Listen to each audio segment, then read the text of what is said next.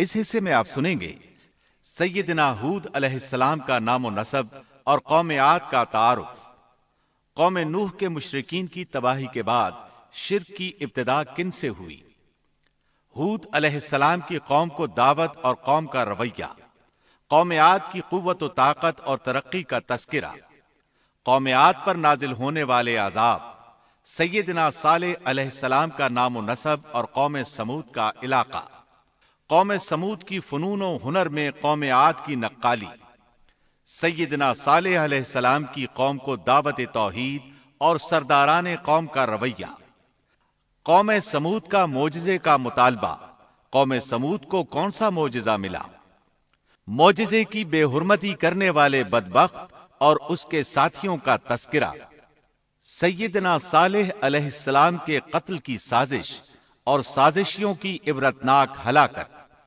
رسوا کن عذاب سے قوم سمود کی تباہی و بربادی اور سیدنا صالح علیہ السلام کا اظہار افسوس، قصہ قوم سمود سے ماخوذ فوائد و نتائج، حکمتوں اور عبرتوں کا مفصل تذکرہ۔ تو آئیے سنتے ہیں دارالسلام اسٹوڈیو لاہور پاکستان سے قصص الانبیاء کا 5واں حصہ، عبرتناک انجام، پیشکش محمد طارق شاہد۔ نوح علیہ السلام کا ایک بیٹا سام تھا۔ عرب اور بنی اسرائیل اسی کی طرف منسوب ہیں۔ اسی سام کے پوتوں سے ہود علیہ السلام پیدا ہوئے۔ ان کا نسب نامہ اس طرح ہے: ہود بن عبداللہ بن رباح بن جارود بن عامر بن اوس بن ارم بن سام بن نوح۔ ہود علیہ السلام کی قوم کو قوم عاد اور قوم ارم بھی کہا جاتا ہے، کیونکہ عاد اور ارم ہود علیہ السلام کے اجداد تھے۔ قوم ہود احقاف نامی ایک بستی میں آباد تھی، اور یہ بستی عمان اور حضرہ موت کے درمیان ریت کے ٹیلوں والے علاقے میں تھی۔ عربی میں احقاف ریت کے ٹیلوں کو کہتے ہیں۔ یہ علاقہ سمندر کے کنارے واقع تھا اور شہر کے نام سے پکارا جاتا تھا۔ قرآن مجید میں سورۃ الاحقاف آیت 21 میں اللہ تعالیٰ نے انہیں ان کی بستی کی طرف منسوب کرتے ہوئے مخاطب کیا ہے۔ وَاذْكُرْ أَخَا عَادٍ إِذْ أَنذَرَ قَوْمَهُ بِالْأَحْقَافِ، اور عاد کے بھائی کو یاد کرو جبکہ اس نے اپنی قوم کو احقاف میں ڈرایا۔ قوم عاد کے لوگ اپنی رہائش کے لیے خیمے پسند کرتے تھے۔ ان کے خیمے بہت مضبوط اور پختہ ہوتے تھے۔ یہ لوگ ان کو بڑی مہارت سے بناتے تھے، پھر ان پر فخر کرتے تھے۔ اللہ تعالیٰ سورۃ الفجر آیات 6 تا 8 میں فرماتے ہیں: أَلَمْ تَرَ كَيْفَ فَعَلَ رَبُّكَ بِعَادٍ إِرَمَ ذَاتِ الْعِمَادِ الَّتِي لَمْ يُخْلَقْ مِثْلُهَا فِي الْبِلَادِ۔ کیا آپ نے نہیں دیکھا کہ آپ کے رب نے عاد کے ساتھ کیا کیا، جو نسل ارم سے تھے، ستونوں والے تھے، جن کے مانند کوئی قوم دنیا کے ممالک میں پیدا نہیں کی گئی۔ اللہ تعالیٰ نے ان کی کاریگری اور فن کی ایک مثال دی ہے کہ وہ ایسے خیموں میں آباد تھے جن کے ستون بہت مضبوط تھے، طاقتور تھے۔ ان لوگوں نے شہروں اور بستیوں کو ایسی کاریگری سے بنایا کہ ان کے متعلق عجیب و غریب روایات مشہور ہو گئیں۔ یہ نرم زمین میں خیمے بناتے تھے، اس کے ساتھ پہاڑوں میں محل بھی بناتے تھے۔ حالانکہ رہائش کے لیے زمین پر خیمے موجود تھے، گویا بیکار دولت اور وقت برباد کرتے، پھر اس پر فخر کرتے۔ شہروں میں جو راستے اور سڑکیں تھیں وہ بہت چوڑی تھیں۔ ان جیسے طویل اور قوی لوگ بعد میں پیدا نہیں ہوئے۔ کاریگری اور فنکاری میں یہ لوگ اس مقام تک پہنچے کہ پھر کوئی نہ پہنچ سکا۔ یہ لوگ عرب تھے اور عربی میں بات چیت کرتے تھے۔ ہود علیہ السلام بھی عربی تھے۔ اسماعیل علیہ السلام سے پہلے کے عرب باشندے عرب عاربہ کہلاتے ہیں۔ ان کے مشہور قبائل یہ ہیں: عاد، سمود، جرہم، امیم، قحطان اور مدین وغیرہ۔ ابراہیم علیہ السلام کی اولاد میں اسماعیل علیہ السلام کے بعد آنے والے لوگ عرب مستعربہ کہلاتے ہیں۔ اسماعیل علیہ السلام عربی نہیں تھے، کنعانی تھے۔ جب ابراہیم علیہ السلام اسماعیل علیہ السلام کو مکہ معظمہ میں چھوڑ آئے اور اسماعیل علیہ السلام نے عربوں سے میل جول قائم کیا تو ان سے عربی سیکھ لی اور اس میں بہت مہارت پیدا کر لی، یہاں تک کہ آپ کو عرب کا فصیح کہا جانے لگا۔ اہل عرب میں فصاحت و بلاغت آپ ہی سے آئی۔ رسول اللہ صلی اللہ علیہ وسلم بھی اسی انداز میں فصیح و بلیغ عربی میں بات کرتے تھے۔ طوفان نوح کے بعد جب دوبارہ لوگوں کو پیدا کیا گیا تو وہ ایک مرتبہ پھر ان بستیوں میں رہنے کے لیے چلے گئے جہاں نوح علیہ السلام رہا کرتے تھے۔ نوح علیہ السلام شام کے شمال اور ترکی کے جنوبی علاقوں میں رہا کرتے تھے۔ لوگ یہاں آباد ہو گئے، پھر یہاں سے کچھ لوگ فلسطین اور شام کی طرف ہجرت کر گئے اور کچھ لوگ جزیرے کی طرف ہجرت کر گئے، اور قوم عاد جزیرے کے جنوب میں آ کر آباد ہو گئی۔ اس وقت تمام لوگ توحید پر تھے۔ طوفان کے ساتھ جب زمین پامال ہو گئی تو اس پر سوائے نوح علیہ السلام کی اولاد کے اور کوئی زندہ نہ رہا۔ یہ لوگ توحید پرست تھے، لیکن وقت کے ساتھ ساتھ قوم عاد آباد ہوئی اور شیطان نے ان کے دلوں میں وسوسہ ڈالا، اس طرح وہ شیطان کی عبادت کرنے لگے۔ چنانچہ قوم نوح کے بعد سب سے پہلے جس قوم نے بت پرستی اختیار کی وہ قوم عاد تھی۔ اس قوم کو اللہ تعالیٰ نے بہت ڈیل ڈال دیا تھا، وہ بہت طاقتور قوم تھی۔ مفسرین بیان کرتے ہیں کہ ان کے جسم بہت مضبوط اور ٹھوس تھے، قد بہت لمبے تھے۔ آدم علیہ السلام کا قد 60 ہاتھ تھا، اس قوم کا قد بھی قریباً اتنا ہی تھا۔ اس طرف سورۃ الاعراف آیت 69 میں اشارہ موجود ہے۔ اللہ تعالیٰ فرماتے ہیں وَاذْكُرُوا إِذْ جَعَلَكُمْ خُلَفَاءَ مِنْ بَعْدِ قَوْمِ نُوحٍ وَزَادَكُمْ فِي الْخَلْقِ بَسْطَةً فَاذْكُرُوا آلَاءَ اللَّهِ لَعَلَّكُمْ تُفْلِحُونَ۔ اور تم وہ حالت یاد کرو جب اللہ نے تمہیں قوم نوح کے بعد جانشین بنایا اور ڈیل ڈول میں تمہیں زیادہ پھیلاؤ دیا، سو تم اللہ کی نعمتوں کو زیادہ یاد کرو تاکہ تم فلاح پا جاؤ۔ ہود علیہ السلام کی زبانی اللہ تعالیٰ ان کی فنکاری کو بیان کرتے ہوئے فرماتے ہیں کہ ہود علیہ السلام نے ان سے کہا، کیا تم ایک ایک ٹیلے پر بطور کھیل نشان لگا رہے ہو؟ مطلب یہ کہ یہ لوگ پہاڑوں کی چوٹیوں پر محل تعمیر کرتے تھے۔ جب ان سے کہا جاتا کہ تم رہتے تو زمین پر ہو اور گھر پہاڑوں پر بناتے ہو، اس کی کیا وجہ ہے؟ اور تم اتنے مضبوط محل تعمیر کر رہے ہو، گویا ہمیشہ یہیں رہو گے۔ وہ لوگ دراصل ٹیلوں، گھاٹیوں، دروں اور پہاڑوں پر عمارات تعمیر کرتے تھے، اور ان کا مقصد ان میں رہنا نہیں تھا، بلکہ صرف کھیل کود کے لیے ایسا کرتے تھے۔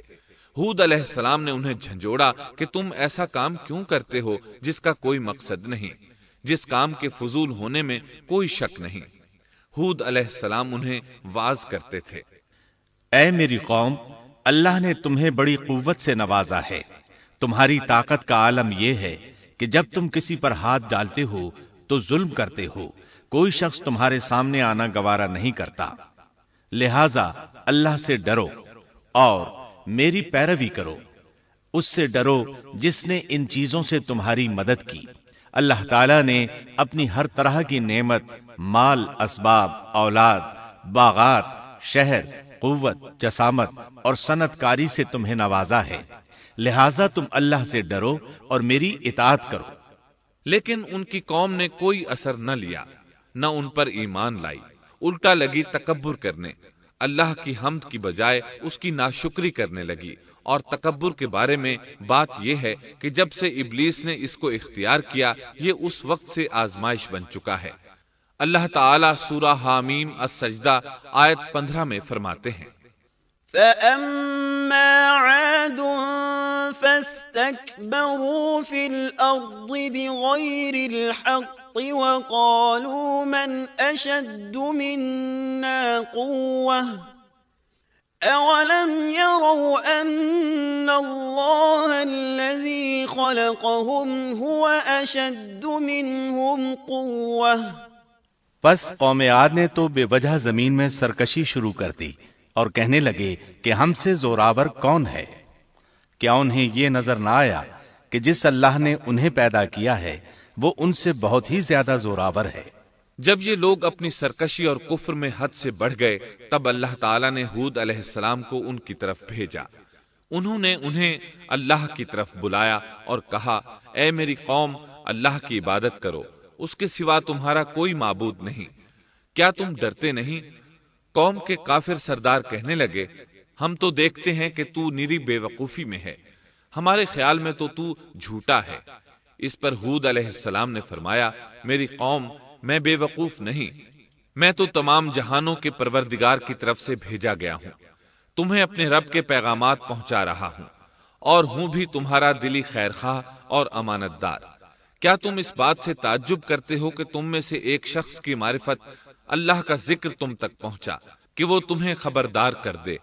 تم اللہ کی اس نعمت کو یاد کرو کہ اس نے تمہیں قوم نوح کے بعد خلیفہ بنایا اور ڈیل ڈول میں تمہیں زیادہ پھیلاؤ دیا۔ تم اللہ کے احسانات کو یاد کرو تاکہ فلاح اور نجات پا جاؤ۔ ہود علیہ السلام نے اللہ کی عظیم نعمتوں کے ساتھ انہیں نصیحت کی، لیکن وہ بدبخت کفر ہی کرتے رہے۔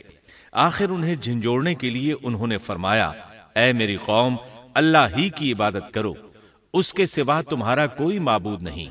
تم تو صرف بہتان بازی کر رہے ہو، یعنی جن بتوں کی تم پوجا کر رہے ہو ان کی پوجا تم نے خود گھڑی ہے۔ اللہ تعالیٰ نے تو اس کے متعلق کوئی دلیل نازل نہیں فرمائی۔ میری قوم کے لوگوں، میں تم سے اس دعوت و تبلیغ کی کوئی اجرت نہیں مانگتا، میرا اجر اس کے ذمے ہے جس نے مجھے پیدا کیا ہے، تو کیا تم پھر بھی عقل سے کام نہیں لیتے؟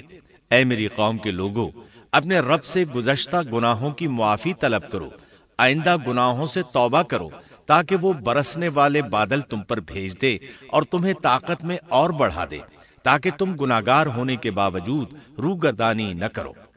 ہود علیہ السلام مسلسل انہیں دعوت دیتے رہے، لیکن وہ ظالم قوم نوح کی طرح ان کا مذاق اڑانے لگی اور کہنے لگی، ہمارے خیال میں تو بے وقوف ہے اور شاید تو ہمارے کسی معبود کے بڑے جھپٹے میں آ گیا ہے، تو ہمارے بتوں کو برا کہتا ہے، اس لیے ان میں سے کسی کی مار تم پر پڑی ہے، اسی لیے تو ذہنی مریض بن گیا ہے۔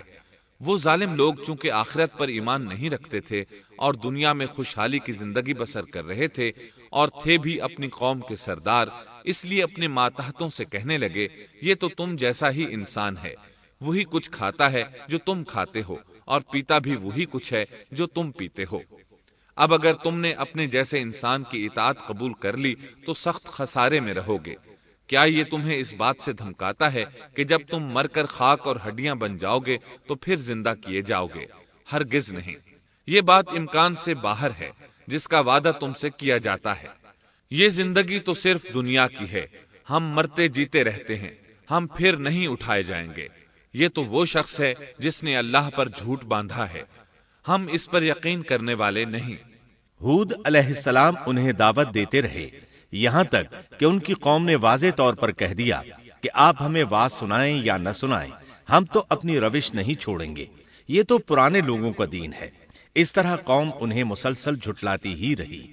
آخر ہود علیہ السلام نے بھی انہیں کھلم کھلا دھمکی دی اور فرمایا، لوگوں سنو، میں صرف تمہیں ہی نہیں اللہ کو بھی گواہ بنا کر اعلان کرتا ہوں کہ اللہ کے سوا جس کی عبادت ہو رہی ہے میں ان سب سے بری طرح بیزار ہوں۔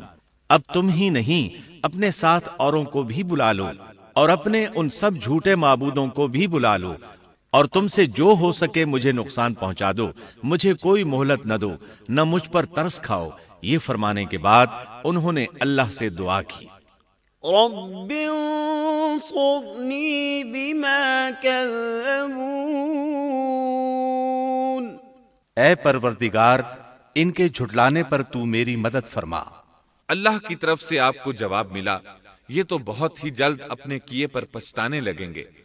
اللہ کے نبی کا انکار کرنے، اس سے بغض رکھنے اور اس کا مذاق اڑانے والوں کا انجام کیا ہوا؟ اللہ نے انہیں ایسے زناٹے کی آندھی سے تہس نہس کیا کہ جس کی تاریخ میں مثال نہیں ملتی۔ اللہ نے ان سے بارش روک لی، اس سے خشک سالی کی کیفیت پیدا ہو گئی، درخت اور پھل ختم ہو گئے، وہ لوگ بارش کی خواہش کرنے لگے۔ اسی حالت میں ایک دن اللہ نے انہیں عذاب دینے کا ارادہ فرمایا۔ انہوں نے دیکھا ایک سیاہ بادل ان کی طرف بڑھ رہا ہے، خوشی سے اچھلنے لگے، کہنے لگے یہ بادل ہم پر برسنے والا ہے، جبکہ ان کا خیال غلط تھا۔ دراصل ابر کی صورت میں یہ وہ قہر الہی تھا جس کے آنے کی وہ جلدی مچا رہے تھے۔ وہ عذاب ان کی بستیوں کی تمام چیزوں، پھلوں، خیموں، درختوں کو تہس نہس کرتا ہوا آیا۔ اسے اللہ کا یہی حکم تھا۔ آندھی اس قدر زبردست تھی کہ پہاڑوں پر ان کے تعمیر کردہ محلوں تک کو اڑا لے گئی۔ مجرموں کا یہی بدلہ ہے۔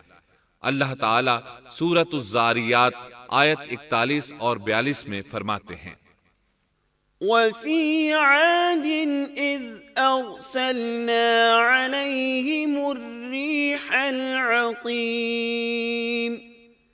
مَا تَذَرُ مِن شَيْءٍ أَتَتْ عَلَيْهِ إِلَّا جَعَلَتْهُ كَالرَّمِيمِ۔ اسی طرح عادیوں میں بھی ہماری طرف سے تنبیہ ہے۔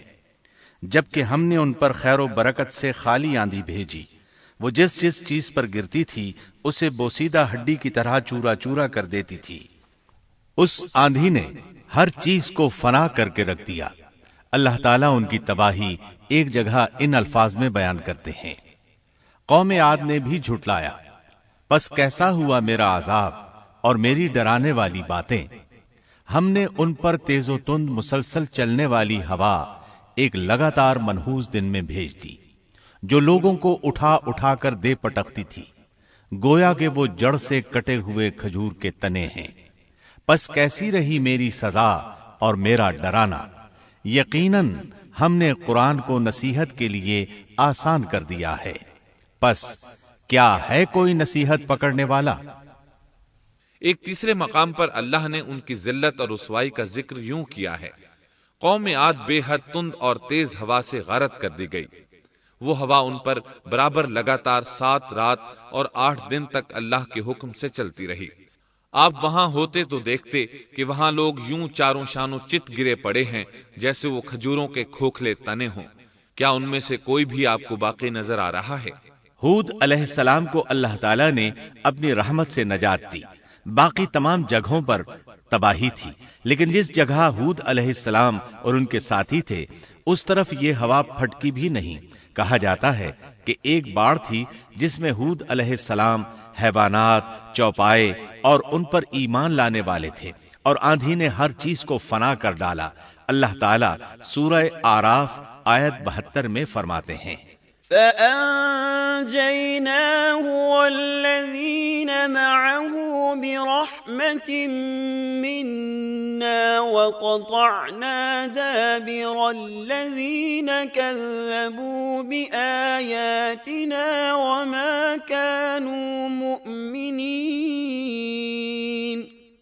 غرض ہم نے انہیں اور ان کے ساتھیوں کو اپنی رحمت سے بچا لیا اور ان لوگوں کی جڑ کاٹ دی جنہوں نے ہماری آیتوں کو جھٹلایا تھا اور وہ ایمان لانے والے نہ تھے۔ اسی طرح سورہ ہود میں اللہ فرماتے ہیں، جب ہمارا حکم آ پہنچا تو ہم نے ہود کو اور ان کے ساتھیوں کو اپنی خاص رحمت سے نجات دی۔ ہم نے ان سب کو سخت عذاب سے صاف بچا لیا۔ یہ تھے قوم عاد کے لوگ جنہوں نے اپنے رب کی آیتوں کا انکار کیا اور اس کے رسولوں کی نافرمانی کی، اور ہر ایک سرکش نافرمان کے حکم کو مانا۔ دنیا میں بھی ان پر لعنت لگا دی گئی اور قیامت کے دن بھی۔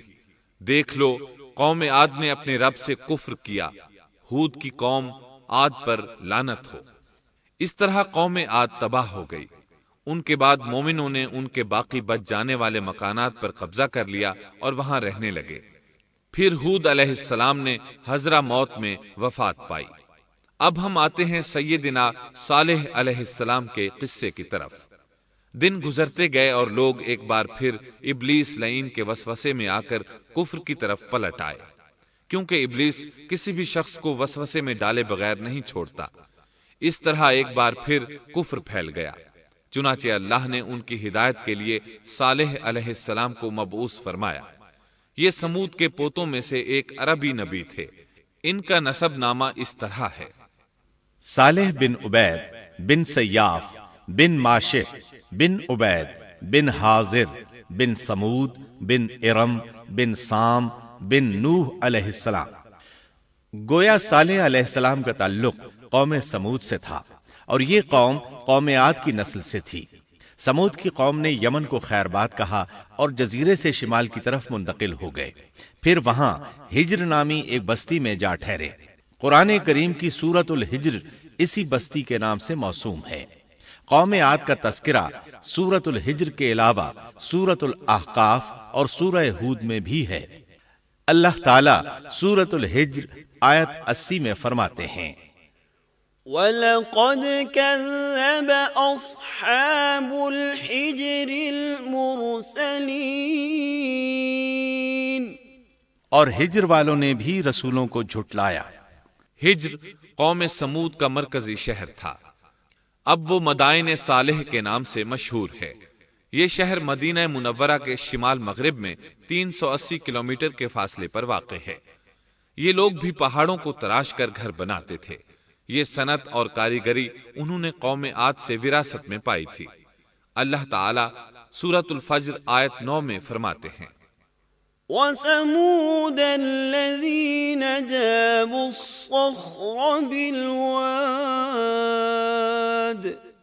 اور قوم سمود کے ساتھ کیا کیا جنہوں نے وادی میں بڑے بڑے پتھر تراشے تھے۔ قرآن مجید میں اللہ تعالیٰ ایک مقام پر فرماتے ہیں، اور ہم نے قوم عاد اور سمود کو غارت کیا جن کے بعض مکانات آپ کے سامنے ظاہر ہیں۔ ان کے مکانات ان کی تباہی سے لے کر اب تک موجود ہیں۔ شام کے راستے میں خیبر، تیماء سے تبوک تک قوم سمود کے آثار پائے جاتے ہیں۔ یہ لوگ کس طرح پتھر تراش تراش کر گھر بناتے تھے، اللہ تعالیٰ نے سورۃ الاعراف آیت 74 میں اس کا ذکر کیا ہے۔ وَاذْكُرُوا إِذْ جَعَلَكُمْ خُلَفَاءَ مِنْ بَعْدِ عَادٍ وَبَوَّأَكُمْ فِي الْأَرْضِ تَتَّخِذُونَ مِنْ